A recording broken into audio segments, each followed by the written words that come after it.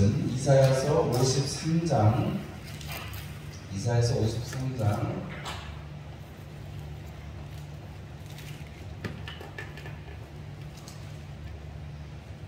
5절에서 7절까지의 말씀, 4절부터 7절까지 읽겠습니다.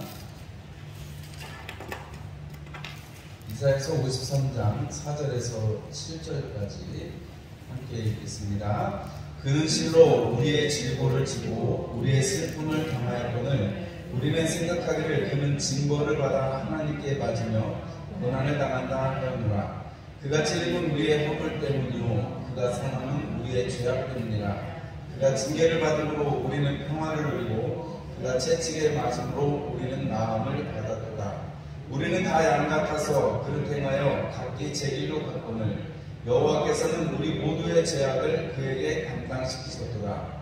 그가 곤욕을 당하여 괴로울 때에도 그의 입을 열지 아니하였으며 마치 도수장으로 끌려가는 어린 양과 털 깎는 자 앞에서 잠잠한 양같이 그의 입을 열지 아니하였도다. 아멘. 우리 스가랴서 말씀 보겠습니다. 스가랴서 11장 12절, 맨 마지막 말라기 앞에 있는 스가랴 1323쪽 되겠습니다. 스가랴 11장 12절 13절 말씀 함께 보겠습니다. 스가랴 11장 12절 13절 말씀 함께 보겠습니다. 내가 그들에게 이르되 너희가 좋게 여기거든 내 품삯을 내게 주고 그렇지 아니하거든 그만두라. 그들이 곧 은 30개를 달아서 내 품삯을 삼은지라. 여호와께서 내게 이르시되 그들이 나를 헤아린 바 그 삭슬 토기장에게 던지라 하시기로 내가 곧 그 은 30개를 여호와의 전에서 토기장에게 던지고. 마태복음 말씀입니다. 마태복음 26장 말씀. 마태복음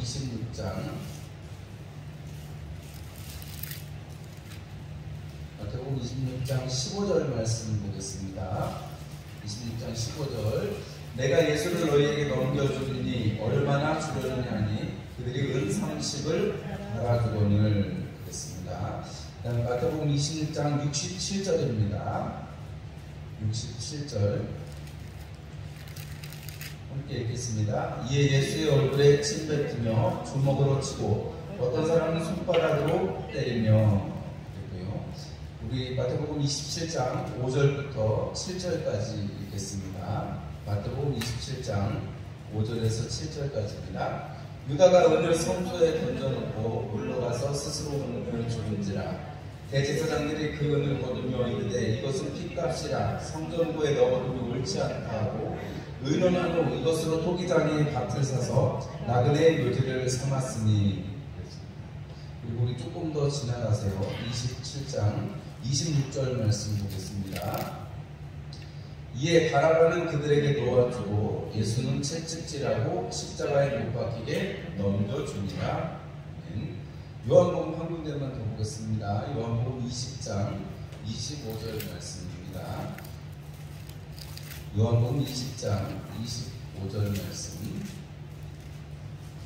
함께 읽겠습니다. 다른 제자들이 그에게 이르되 우리가 주를 보았노라 하니 도마가 이르되 내가 그의 손의 못자국을 보며 내 손가락을 그 못자국에 넣으며 내 손을 그 옆구리에 넣어보지 않고는 믿지 아니하겠노라 하니라.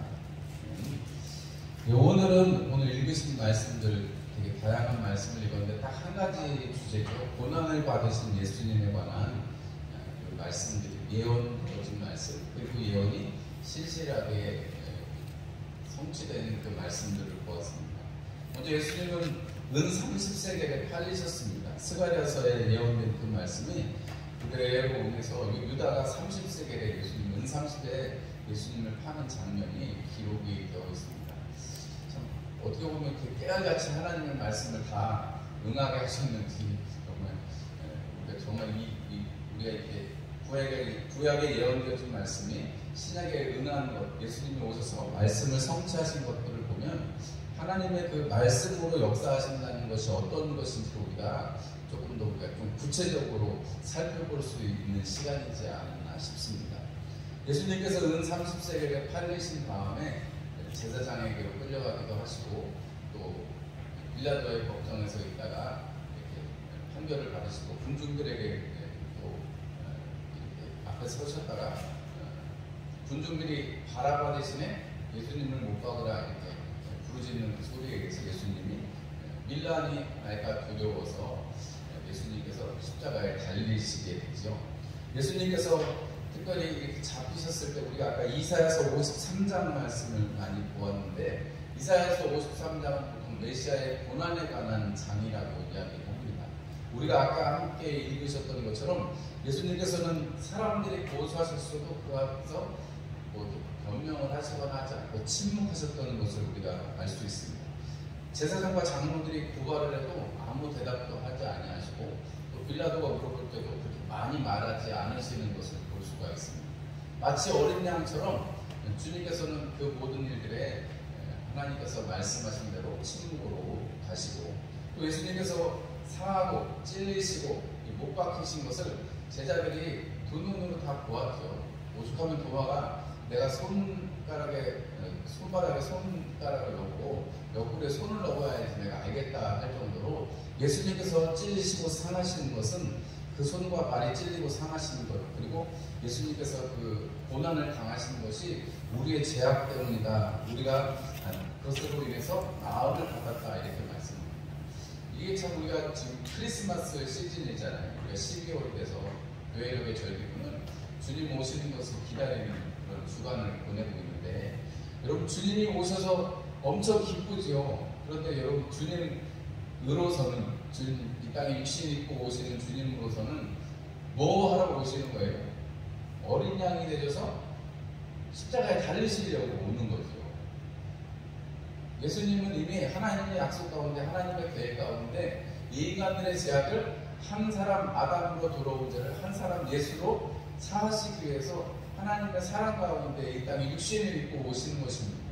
사실은 그것이 얼마나 힘들고 얼마나 어려운 일인지 예수님의 사역의 내동 그 발자국을 보면 또 겟세마네 기도를 우리가 가서 보면 예수님은 사실 세례 요한이 예수님 딱 오랜만에 만났을 거 아니에요. 세례 요한이 예수님을 딱 만났을 때 성령이 임하시는 것을 보고 그냥 알아서가 아니고 내 친척이어서가 아니고 여러분 세례 요한이 예수님을 향해서 뭐라고 그랬어요? 이 세상 죄를 짊어지고 가는 하나님의 어린 양이다 이렇게 말씀을 했습니다. 그리고 예수님께서는 그 말씀을 이루시기 위해서 사역도 하시고 그리고 결국은 십자가 지시는 여러분 그 십자가를 지시기 전에 예수님께서 그 검을 빼든 베드로라고 할 수 있는 그 제자들 앞에서 검을 집어넣어라 이렇게 말씀하시고 여러분 12명이나 되는 천사들을 더 동원하실 수도 있지만 그 수만이나 되는 천사들을 동원하실 수 있지만 예수님께서 그렇게 하지 않으시고 그냥 힘없는 어린 양처럼 예수님 끌려가셨다는 거죠. 여러분 그래서 우리가 사실은 오늘 읽으신 말씀 이사야서 53장 같은 경우는 우리가 고난주간이면 빼놓지 않고 우리가 듣는 말씀이고 우리가 묵상하는 말씀이기도 합니다. 또 어떤 분들은 이 병낫기를 간구하는 그 기도를 할 때 이사야서 53장의 말씀을 붙들고 하나님 앞에 기도하라고 이렇게 하는 분도 제가 책을 통해서 이렇게 접한 적도 있는데 하나님께서는 말씀하셨고 말씀 앞에 하나님이 하신 거니까 하나님이 꼭 지키셔야 되잖아요. 그러니까 오늘 이 이사야서 53장에 그가 찔림은 그가 상함은 이 말씀을 붙들고 기도하라는 거예요. 하나님 이것처럼 나에게 하나님 주님 나를 위해서 그렇게 하셨으니까 하나님 말씀대로 꼭 이루어 주십시오. 기도하라는 거예요. 실제적으로 그렇게 하나님 앞에 이 말씀을 붙들고 기도하는 중에 이 말씀의 은혜를 받는 사람도 많고 실제적으로 병이 나은 사람도 많이 있습니다. 꼭 주문처럼 우리가 그렇게 기도하라는 건 아니고요.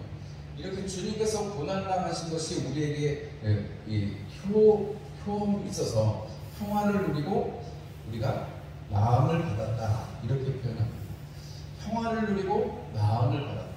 여러분 주님께서 고난 받으신 것을 여러분 사도 바울이 고난 당하면서 그 예수님의 십자가 고난 그 현장에 사도 바울이 있었는지는 모르겠습니다. 근데 사도 바울도 그 언저리니까요.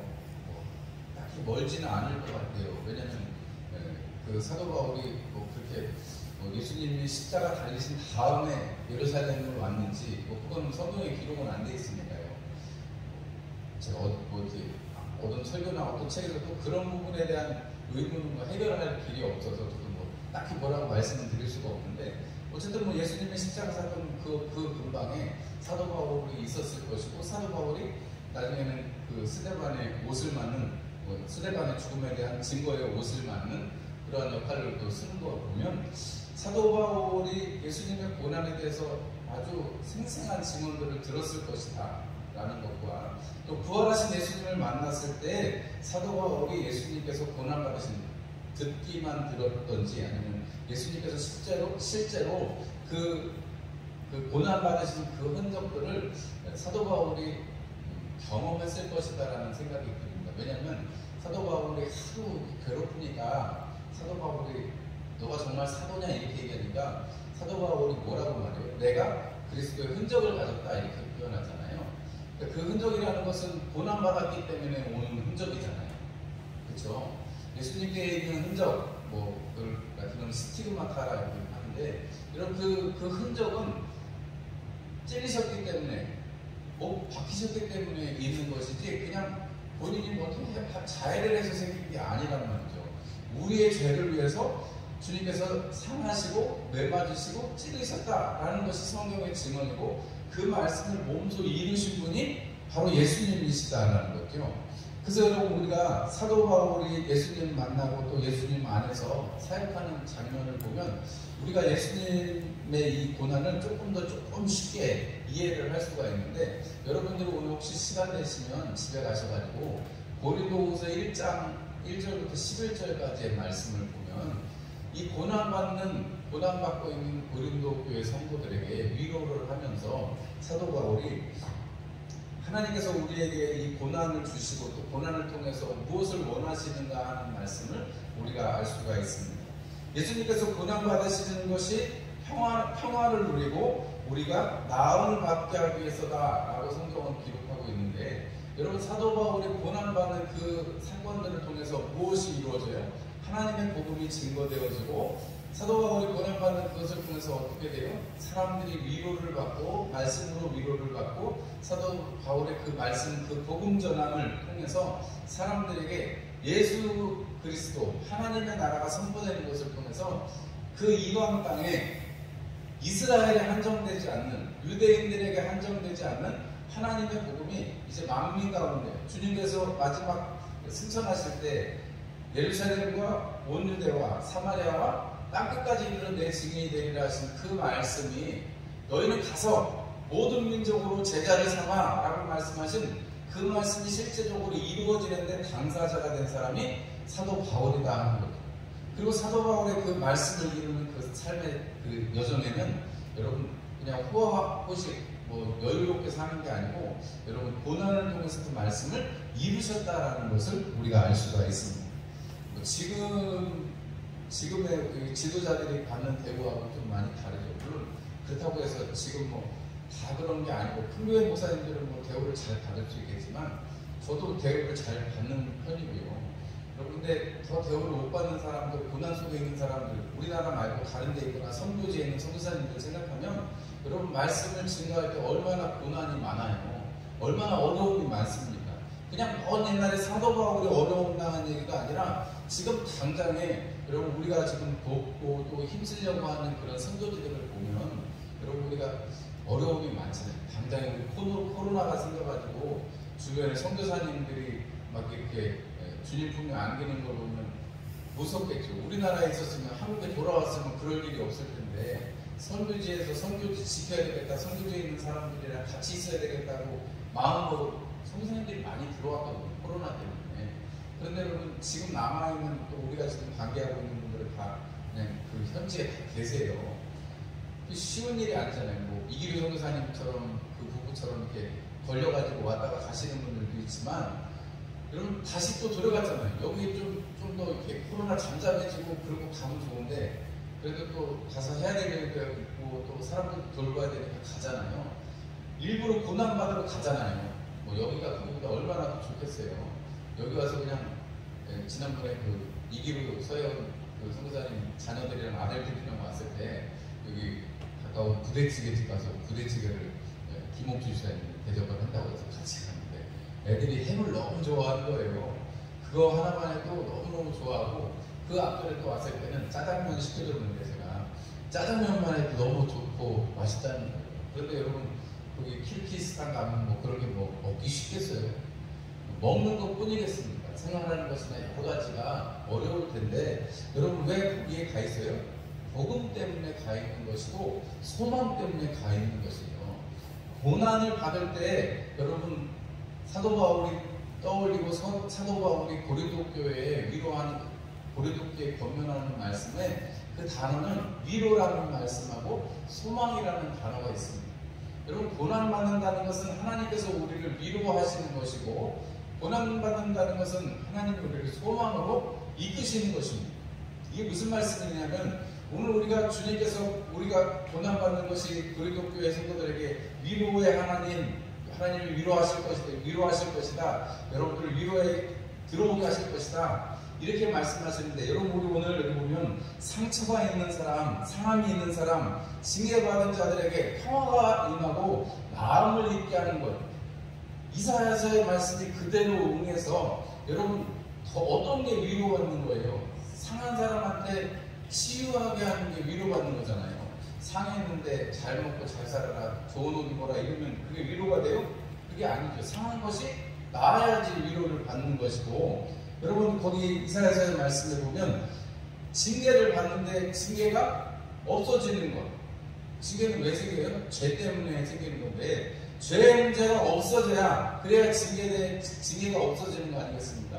예수 그리스도의 그 피로 말미암아서 징계의 그 근원되는 죄를 사하시는 속죄해 주시는 역사가 있으니까 여러분 죄인에게 네 죄가 사해졌다가 하는 것만큼 큰 위로가 어디 있겠어요? 위로하신다는 거죠. 하나님은 위로하시고 예수님의 고난을 통해서 우리를 위로하시고 또 한 가지 더 하나님께서는 그것을 통해서 우리를 소망의 나라로 소망으로 우리를 부르시는 것입니다. 소망의 하나님이라고 사도 바울이 표현하는데 여러분 우리가 이 땅만 소망이 아니고 주님께서 하나님 나라가 가까웠다, 천국이 가까웠다, 하나님 나라를 유업으로 받으라. 사도 바울도 계속해서 하나님 나라를 유업으로 받는 것에 대해서 말씀하고 하나님 나라를 유업으로 받는 사람과 그렇지 못한 사람들의 특징에 대해서 숱한 서신서들에서 교회들을 향해서 이야기할 때 하나님 나라를 유업으로 받는 자들과 그렇지 못한 사람들을 구별을 하잖아요. 로마서에도 우리가 잘 기억을 해보시면 상속을 받는 것, 하나님의 복음으로 말미암아 우리가 하나님 나라를 유업으로 받는 것에 대해서 자세하게 하시고 있는 말씀들을 우리가 들을 수가 있습니다.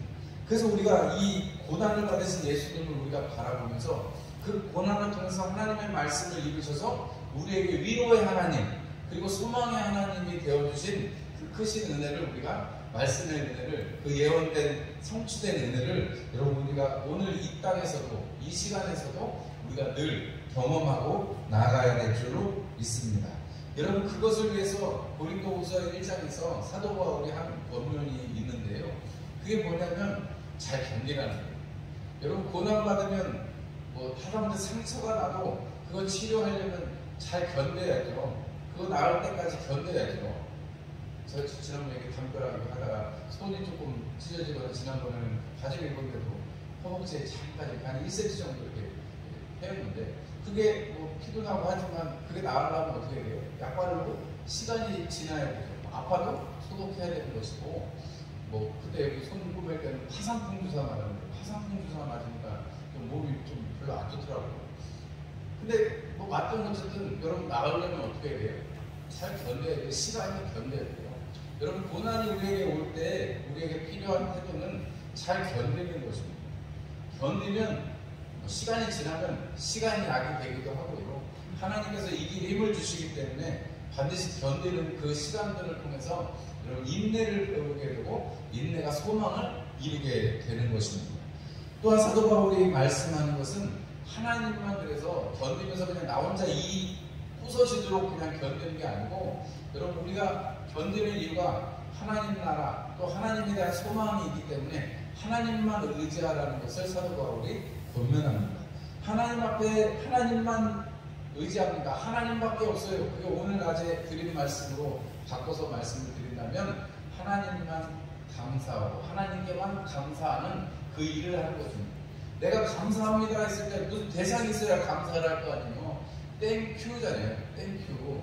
당신에게 감사합니다. 주님께 감사합니다. 근데 우리가 계속해서 하나님을 기억할 수 있는 것처럼 여러분 우리가 감사하면 그냥 그 견딤 속에서 하나님을 기억하니까 감사하니까 그걸 견딜 수 있는 것입니다.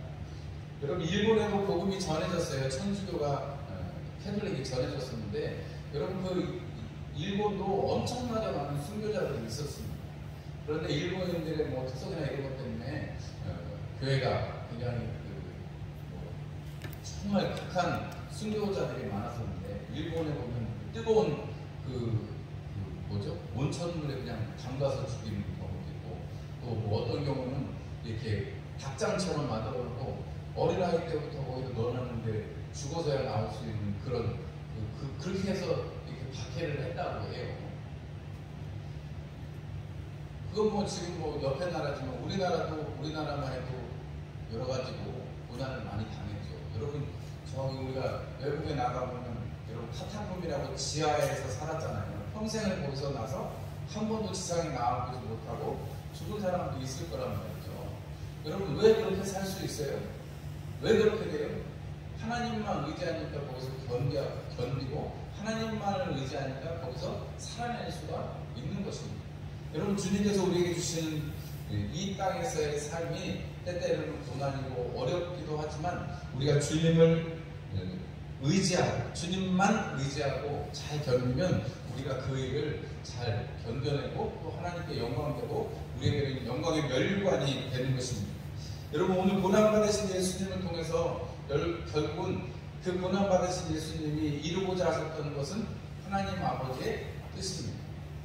예수님께서 요한복음 말씀에 너희가 나는 안 믿어도 내가 하는 일을 믿어라 이런 말씀 하신 적이 있거든요. 요한복음에 너희들이 내가 하는 일은 믿어라. 나는 혹시 못 믿을 것 같은데 내가 하는 일을 믿어라. 오죽 답답하셨으면 그렇게까지 얘기를 하셨겠어요. 예수님 쫓아다니는 사람들에게 예수님을 이게 대화하는 사람들에게 오죽하면 내가 하는 일이라도 믿어라 이렇게 말씀하셨는데 여러분 우리는 예수님을 믿고 예수님께서 2000년 전에 하신 우리를 위해서 고난받으신 그 일이 나를 위한 일인 것이 믿어지고 또 그것이 나의 삶뿐만이 아니라 영혼을 위해서 주신 말씀인 것을 우리가 믿어져서 오늘도 이 저녁에 나왔잖아요. 여러분 우리가 그 고난받으신 주님 그래서 고난받으심으로 하나님 아버지의 뜻을 이루고자 하셨던 그 주님 그래서 사도 바울이 그 예수님을 만나고 그 예수님을 전할 때 가는 곳마다 여러분 같이 고난받읍시다. 여러분들이 같이 고난받고 여러분 고난받을 때 잘 견디고 주님만 의지하고 주님께 감사하면서 살아갈 때 여러분 우리에게는 주님의 나라가 이미 예비되어 있고 우리가 지금도 그 나라를 살고 또 살게 되지 않겠습니까? 라고 말씀하시는 것입니다. 여러분 크리스마스에 아기 예수가 오신 것을 기뻐하실 뿐만 아니라 그 아기 예수가 여러분 하나님의 뜻을 이루기 위해서 30년의 여러분 그 시간을 버텨내시고 또 그러면서 뭐 성경에 기록은 없지만 어머니에 대한 기록이 있지만 아버지에 대한 기록이 없잖아요. 요셉이 일찍 좀 달려있을 것 같은 그런 생각이 드는데 추측을 할게. 그러면 요셉이 어머니도 건사하고 동생들도 건사하면서 그 예수님께서 동생들과 뭐 야고보라든지 여러 동생들을 건사하고 그리고 어머니랑 같이 이렇게 지냈을 거예요. 그리고 보통 30세 동생을 시작하셨다 사람들이 말을 하는데 예수님께서 그 공생애를 지내시기 전까지 십자가 지시러 가시기까지 여러분 공생애 시작하시기 전까지만 해도 30년입니다. 그리고 여러분 예수님 십자가를 지시기까지도 3년의 시간들을 제자들과 함께 여러분 이렇게 다니시면서 이 마을 저 마을로 복음을 전하러 다시 다니시는 모습을 볼 수가 있습니다. 우리가 예수 믿고 뿅 하고 지금 바로 예수님 짓고 계시는 그 현장을 가서 딱 입주를 하면 너 얼마나 좋겠어요. 그러나 주님께서 우리에게 고난받으신 주님께서 우리에게 하시는 말씀은 그날을 기다리면서 우리로 하여금 잘 견디고 하나님의 그 말씀을 소망 가운데 성령께서 인도하시는 그 은혜 가운데 하나님만 의지하고 감사하고 찬송하면서 우리를 더디운 것 같아도 같이 이렇게 오라고 말씀하시는 것입니다. 여러분 오늘 이 저녁에도 함께 말씀 듣고 또 고난에 대해서 우리가 묵상하게 하신 것을 감사하고요. 여러분 이 한 주간에도 여러분 그 고린도후서 말씀을 꼭 한번 읽어보시고 주님께서 우리에게 얼마나 많은 위로를 주시기를 원하는지 지난 1년을 돌이켜보니까 여러분 코로나 때문에 뭐 올해는 꼭 좀 어떻게 해결될 것 같더니 백신도 늦게 맞아가지고 좀 그러더니 그렇게 또 변이가 나타나가지고 어려움을 당하는 거 보니까 사람의 일은 알 수가 없습니다.